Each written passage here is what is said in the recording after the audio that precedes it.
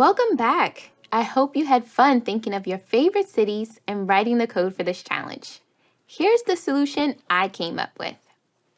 On line number 1, I just have a comment. It prints out the name of a favorite city, because that's what our function does. Then, on line number 2, we have the function definition. Notice that we're using the def keyword.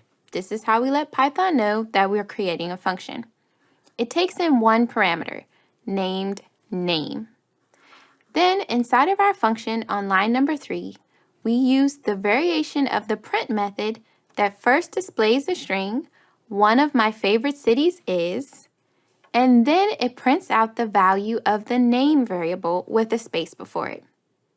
On line number 5, I call the favorite city function with one of my favorite cities, Santa Barbara, California. Then on line number 6, I call it again with another one of my favorite cities, Asheville, North Carolina. And finally, on line number 7, we call our function using Amsterdam, the Netherlands. Let's run this code and check out the output. Yay, it called the function 3 different times with each of my favorite cities.